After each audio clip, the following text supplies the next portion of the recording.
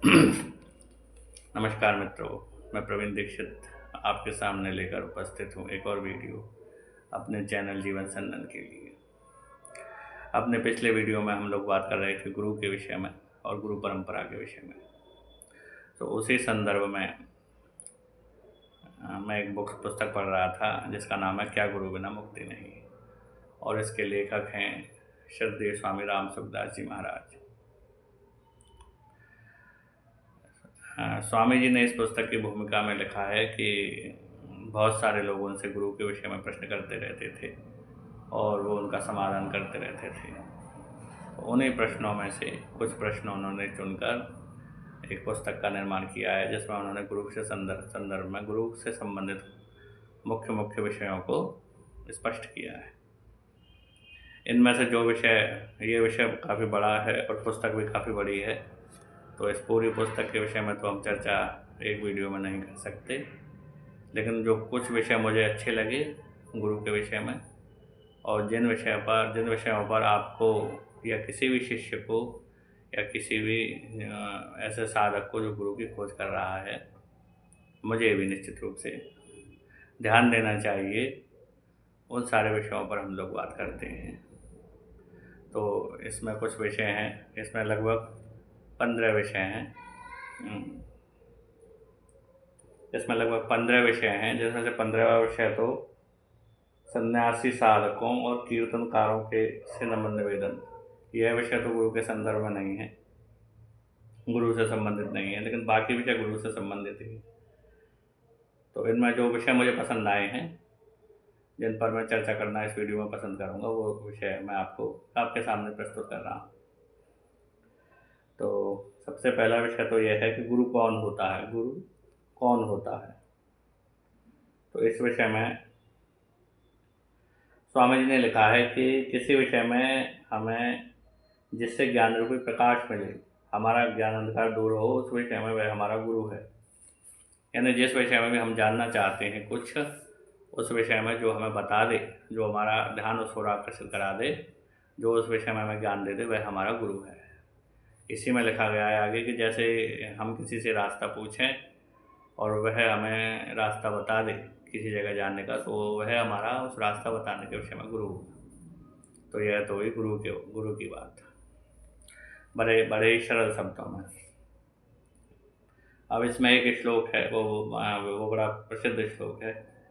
गोकारश्चांधकारो ही रोकारस्तेज उच्यते, अज्ञान ग्रासकम ब्रह्मा गुरुरेव न संशयः।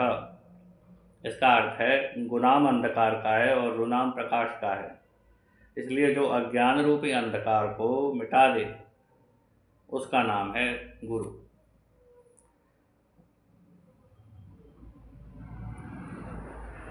तो इस विषय में एक दोहा भी बहुत प्रसिद्ध है। गुरु गोविंद दो खड़े काके लागू पाए, बलिहारी गुरु आपने जिन गोविंद दियो बताए। तो इस विषय में स्वामी जी कहते हैं कि गोविंद को तो बताया नहीं और गुरु बन गए।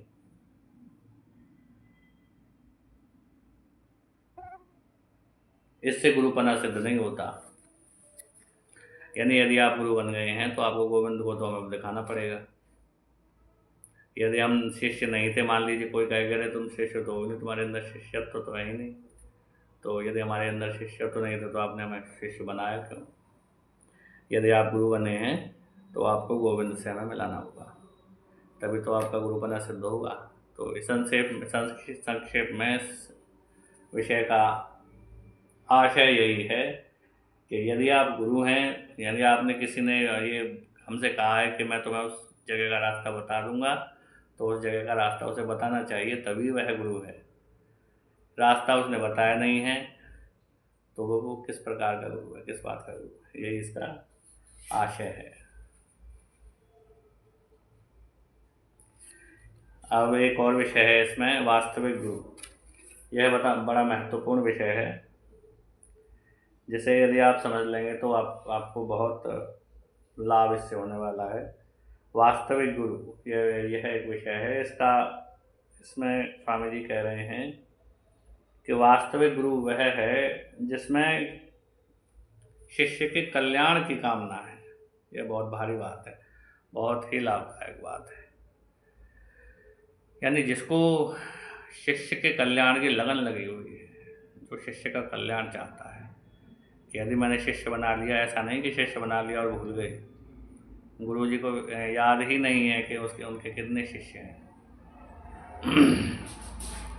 जिसको लगन लगी हुई है, और यहाँ तक कि मैं कहूँ कि जिसको केवल शिष्य के नहीं बल्कि हर एक प्राणी के कल्याण की लगन लगी हुई है, वह संत गुरु है, वह संत गुरु होने का अधिकारी है। तो अब इसमें वह कह रहे हैं स्वामी जी कि भले ही वो व्यक्ति वन में बैठा हो, वह गुरु किसी का कहलाए न कहलाए, उसे कोई गुरु माने न माने, वह एकांत में भी बैठा हो तब भी वह गुरु है। क्यों? क्योंकि उसके अंदर कल्याण की इच्छा है, उसके पास बस जाने की देर है, वह आपका कल्याण कर देगा। वह कोई गुरु बनने के लिए तत्पर नहीं है कि लोग मेरे पास आए, मैं उन्हें मंत्र दीक्षा दूँ, वो मुझे दक्षिणा दें। केवल उसकी कल्याण की जो इच्छा है वही उसे गुरु बना रही है। ये बड़ी महत्वपूर्ण बात है। किसी संत की जो कल्याण की इच्छा है, जो वह चाहता है कि मेरे शिष्यों का या समस्त प्राणियों का कल्याण हो, वही उसे गुरु बना रहा है। हमें ऐसा गुरु चाहिए, ऐसा ही गुरु चाहिए जिसके हृदय में कल्याण की इच्छा हो, बिना कुछ चाहे। दूसरी महत्वपूर्ण बात है कि कल्याण के बदले में वह हमसे कुछ चाहता नहीं, कुछ भी नहीं चाहता। कुछ भी का अर्थ है कुछ भी नहीं, उसे केवल कल्याण की लगन लगी हुई है कि शिष्यों का अथवा समस्त प्राणियों का कल्याण हो। यह बड़ी महत्वपूर्ण बात है।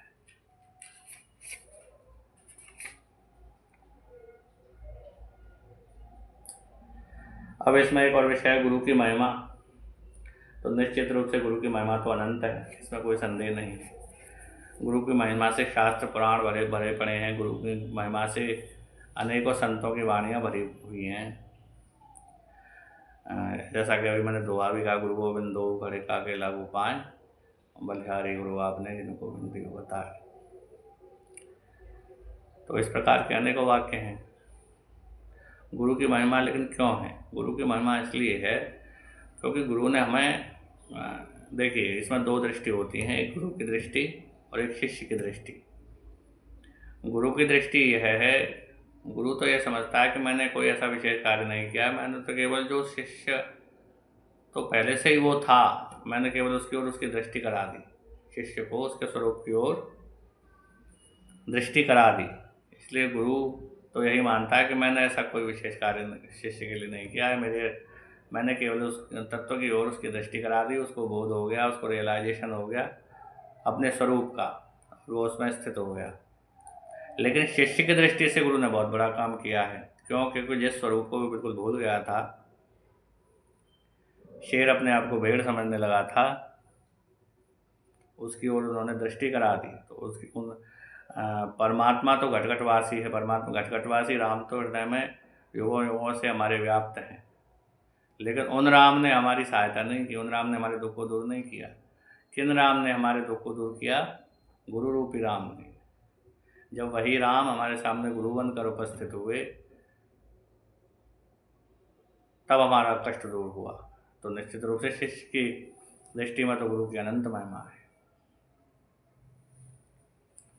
तो इसमें तो कोई संदेह नहीं है, गुरु महिमावंत है। लेकिन किस गुरु की महिमा है? जिन गोविंद दियो बताए, वह उन गुरु की महिमा है जो गोविंद को बता दे, उन गुरु की महिमा है। यह बात हमको दृष्टिगत रखनी चाहिए। अब इसमें एक और बड़ा ही महत्वपूर्ण विषय है गुरु के विषय में।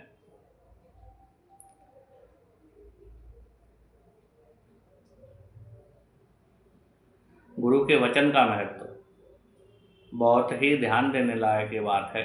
जो लोग भी शिष्य हैं और जो लोग भी गुरु के संदर्भ में प्रश्न करते हैं, गुरु के संदर्भ में जानना चाहते हैं, उनके लिए अत्यंत ही महत्वपूर्ण विषय है गुरु के वचन का महत्व। सदगुरु वैद वचन विश्वासा, संयम यह न विषय के आशा। यानी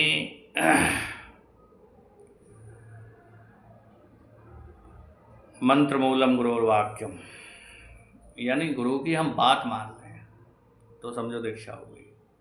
जिसके स्वामी राम सुखदास जी महाराज जी भी कहते हैं कि जिनके वचन हमको चिपट जाएं, जैसे मान लीजिए कोई व्यक्ति सिगरेट पीता है, बीड़ी पीता है, सिगरेट पीता है, नशा करता है, और किसी महापुरुष ने उससे कह दिया कि भाई मत पिया करो, मत पिया करो। अब वो व्यक्ति उस बात को भूल ना पाए, उसको लगे कि बस छोड़ देना चाहिए, उन्होंने कहा इसलिए छोड़ देना चाहिए, और वो छोड़ देता है।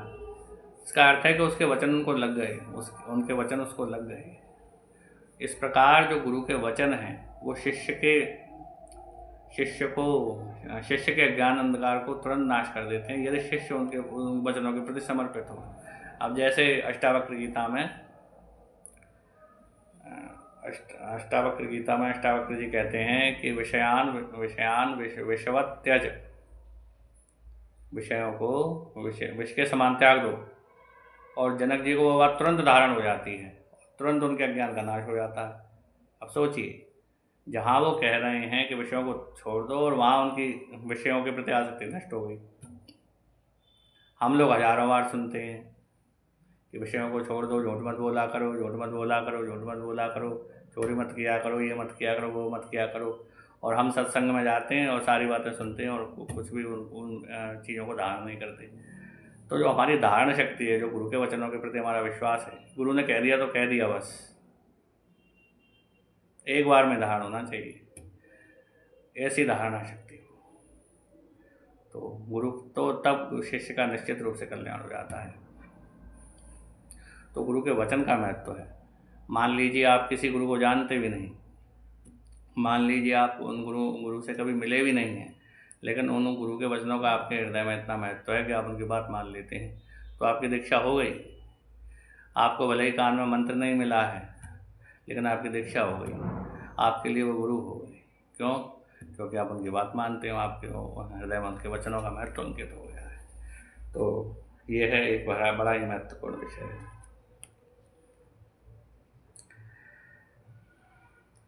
इसमें एक और बड़ा ही महत्वपूर्ण विषय है, मनुष्य का जन्मजात गुरु विवेक। स्वामी जी कहते हैं कि हमको ईश्वर ने जन्म जो दिया है मनुष्य का, उसमें हमारे साथ एक जन्मजात गुरु रखा है, और वह गुरु है विवेक, सत का विवेक। जब भी हम कोई उल्टा सीधा कार्य करते हैं तो वह विवेक हमें रोकता है, वह विवेक हमें मोटिवेट करता है अच्छे कार्य करने के लिए। लेकिन हम क्या करते हैं कि उसकी बात न मानकर उसे दुर्बल करते जाते हैं, अपनी मनमानी करके।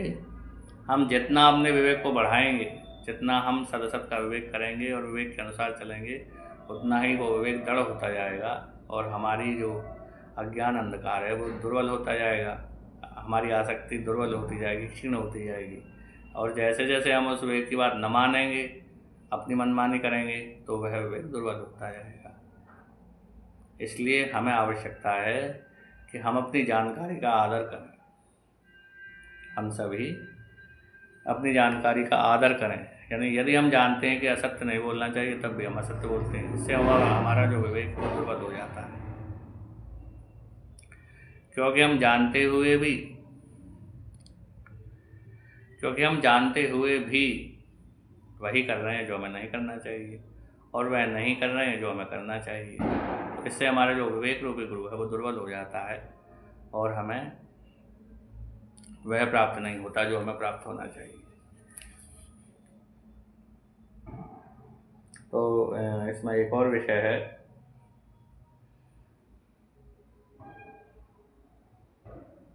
कल्याण में शिष्य की मुख्यता। कल्याण में शिष्य की मुख्यता, यह भी बड़ा महत्वपूर्ण विषय है। इसका अर्थ है कि गुरु में गुरुत्व है या नहीं, ये बात की बात है, पहले शिष्यत्व होना चाहिए। जैसा मैंने अपने पिछले वीडियो में भी कहा था कि जब शिष्य की इच्छा नहीं है तो गुरु जी क्या करेंगे। शिष्य की यदि जिज्ञासा होगी, शिष्य की यदि दृढ़ इच्छा होगी, शिष्य यदि मोक्ष के लिए एकदम आतुर है कि मुझे मुक्त होना है, मुझे मुक्ति चाहिए, मुझे मुक्ति चाहिए, मुझे मुक्ति चाहिए, तो निश्चित रूप से गुरु के वचन काम करेंगे। अब आजकल जो गुरु बनाने का हमारा उद्देश्य है, उनमें से अधिकतर हमारे अंदर मुमुक्षा नहीं होती है। जब हम गुरु के पास जाते हैं तो मुमुक्षा इतनी तीव्र हमारी होती नहीं है, जितनी तीव्र होनी चाहिए। हम सभी मंद वैराग्य वाले लोग हैं। मंद वैराग्य का अर्थ है कि हमारे अंदर वो छुरे की धार जैसा वैराग्य नहीं है, जो गुरु बनाते समय होना चाहिए। जैसे अभी भी मैंने जनक जी की बात कही थी, जनक जी के अंदर अद्भुत वैराग्य है, इसलिए उन्हें वचन तुरंत धारण हो जाते हैं। अष्टावक्र गीता के लगभग कुछ अध्यायों बाद ही उनको बोध हो जाता है। फिर उसके बाद 2 सिद्धवाद करते हैं, साधक और सिद्ध नहीं। उसके बाद वो 2 सिद्धवाद कर रहे हैं। जैसे श्रीमद् भगवद गीता में तो अर्जुन और भगवान कृष्ण एक साधक है, एक सिद्ध है, लेकिन वहाँ पर तो फिर सिद्धों की वार्ता चलती है कुछ अध्यायों बाद ही। क्यों? क्योंकि वचन तुरंत धारण हो जाते हैं। अर्जुन का मोह भी एक सिटिंग में ही समाप्त हो जाता है, और हम नित्य पाठ करते हैं। इसका अर्थ है कि हमारे अंदर कमी है, हमारी जिज्ञासा में, हमारी मुमुक्षा में कमी है, हमारे वैराग्य में। हम सोचते हैं कि चलो दैनिक कार्य भी करते रहें और भगवान भी मिल जाए तो बहुत अच्छी बात है। अब कोई कहे कि साहब तुम्हारे कहीं पर एक बहुमूल्य हीरा है, वो तुम्हें मिल जाएगा, तो बहुत अच्छी बात है, मिल जाए तो अच्छी बात है, लेकिन उसके लिए तुम्हें कुछ मेहनत करना पड़ेगा। मेहनत बिना किए मेहनत ही मिल जाएगा, तो ये तो और भी अच्छी बात है। तो हम क्या सोचते हैं कि भगवान का तत्व तो बढ़िया है, भगवान परमात्मा तत्व है तो बहुत अच्छी चीज़, लेकिन चलो मिल जाए तो अच्छी बात है। लेकिन भगवान ही मिले, भगवान ही मिले, भगवान ही मिले, भगवान ही मिले, ऐसी जो जिज्ञासा है, मुझे मुक्ति ही चाहिए, मुझे मुक्ति ही चाहिए, मुझे मुक्ति ही चाहिए, इस प्रकार की जो मुमुक्षा है वो हमारे अंदर नहीं होती है। इसलिए गुरु बनाने से हमें लाभ नहीं होता है। तो यह विषय भी बड़ा ही महत्वपूर्ण विषय है। अब इसमें एक और विषय है जो बिल्कुल मिलता जुलता ही विषय है, कल्याण की प्राप्ति में अपनी लगन ही कारण है। तो यह भी इस विषय, ये जो मैंने अभी अभी जो बात कही है वही इसमें कही गई है कि हम जब तक हमारी स्वयं की लगन नहीं होगी तब तक हमें गुरु से लाभ नहीं होगा। हम क्या करते हैं कि दूसरों को देखा देखी गुरु बना लेते हैं, गुरु बना लेते हैं। उन्होंने गुरु बनाया तो हमारे भी एक महाराज जी होने चाहिए, हम भी किसी को महाराज जी कहें, हम भी गुरु पूर्णिमा पर जाएं और गुरु जी की पूजा करें। ये इच्छा तो बहुत ही कल्याणकारी अच्छी है। चलो, उन लोगों से तो वो लोग बेहतर ही हैं जो लोग गुरु तत्व को मानते ही नहीं है, परमात्मा तत्व को मानते ही नहीं है, संतों को मानते ही नहीं है, उनसे तो ठीक ही है। लेकिन इससे लाभ या तो होगा ही नहीं या देर से होगा। देर से भी केवल जब होगा जब हमारी लगन जो होगा भाई, चाहे अब हो जाए इस जन्म में। ये सारे विचार स्वामी जी के हैं, स्वामी जी के आधार पर ही मैं बात कर रहा हूँ कि अभी हो या लाखों वर्षों बाद होगा तभी जब हमारी लगन होगी, निश्चित रूप से यही होगा। अब इसमें एक और विषय है कि भगवान सबके गुरु हैं। जो मैंने अभी भी कहा कि भगवान ही आते हैं गुरु रूप में। गुरु ब्रह्मा गुरु विष्णु गुरुदेवो महेश्वरः गुरु साक्षात परम ब्रह्म तस्मै श्री गुरवे नमः। इसका अर्थ क्या हुआ? इसका अर्थ यह है कि भगवान ही गुरु रूप में हमारे सामने प्रकट हुए हैं। जो घटघटवासी राम हैं वही जब द्रवित हुए हैं तब वो संत के रूप में, गुरु के रूप में हमारे सामने आए हैं और हमारे कल्याणकामी बनकर हमारे सामने आए हैं और हमारा कल्याण करने वाले हैं, हमारा कल्याण करेंगे, ऐसा हमें विश्वास होना चाहिए। इसीलिए हम कहते हैं कि ये जो गुरु रूप में हमारे सामने उपस्थित हैं वो भगवान ही हैं। इसीलिए गुरु की इतना सम्मान, इसीलिए गुरु का इतना सम्मान है। इसीलिए हम कहते हैं कि आचार्य देवो भव।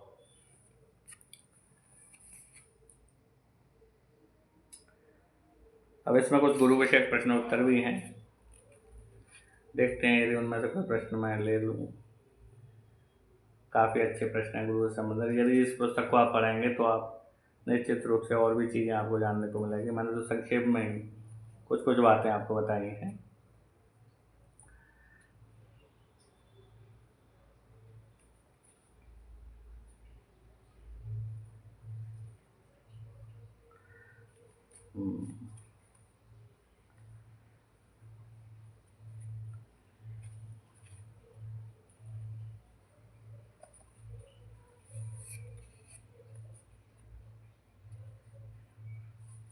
एक इसमें महत्वपूर्ण बात क्वेश्चन है कि यह बात प्रचलित है कि निगुरे का कल्याण नहीं होता है। कि निगुरा शब्द है कि गाली के समान है ये, कि गुरु बनाना आवश्यक हुआ। निगुरा कहते हैं कि तेरे तूने तो गुरु नहीं बनाया, तू तो निगुरा है।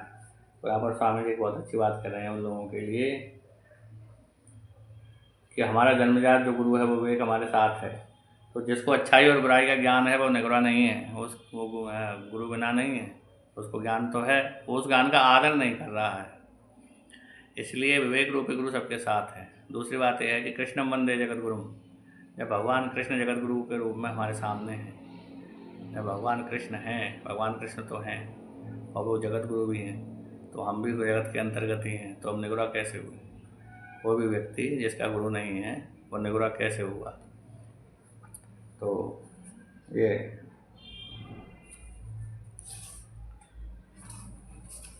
अब एक बात और इसमें क्वेश्चन किया गया है कि गुरु से मंत्र लेने से उस मंत्र में शक्ति आती है।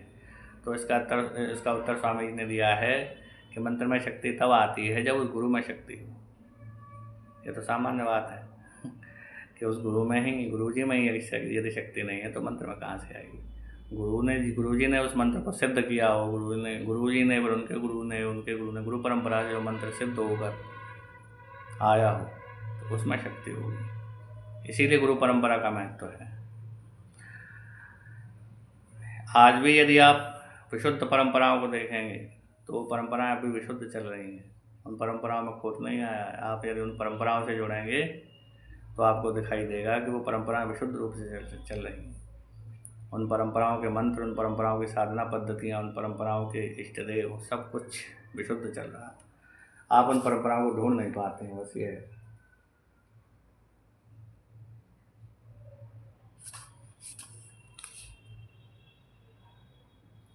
और इसमें एक और प्रश्न है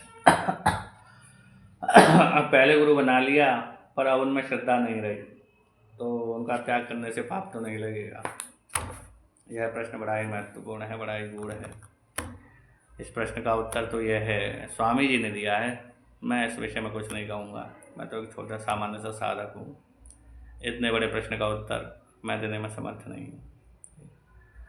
लेकिन स्वामी जी ने ये कहा है, जो कि बात तार्किक भी है, तार्किक लगती है, कि यदि आपके मन में उन गुरु जी के प्रति श्रद्धा नहीं रही, श्रद्धा आपकी कम हो गई है, तो त्याग तो हो ही चुका है। यानी करना न करना वो अलग बात है। आप उनका मंत्र जपना छोड़ दें या जो भी वहाँ मन आश्रम में जाना छोड़ दें, वो बात एक अलग हुई, लेकिन त्याग तो हो चुका है। क्यों? क्योंकि आपकी श्रद्धा नहीं रही। श्रद्धा ही तो, गुरु के प्रति श्रद्धा ही बल है, संबल। शिष्य का संबल क्या है? गुरु के प्रति अनंत श्रद्धा। हाँ, गुरु साक्षात परमात्मा है।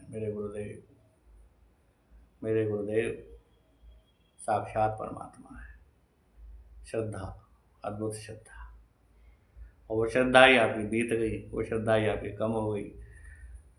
तो इसका उपाय कर स्वामी जी ये बताते हैं कि आप एक माला उन गुरु जी की कर लो और फिर आगे बढ़ो, जो भी आपको करना है। तो इस प्रकार ये पुस्तक आपको निश्चित रूप से पढ़नी चाहिए, अगर यदि आप पढ़ना चाहें। मैंने तो संक्षेप में इन विषयों को स्पष्ट किया है। यदि आप और भी स्पष्टता के साथ इस पुस्तक को पढ़ना चाहते हैं तो आप निश्चित रूप से पढ़िए और लाभान्वित होइए। इस वीडियो में फिलहाल इतना ही। नमस्कार।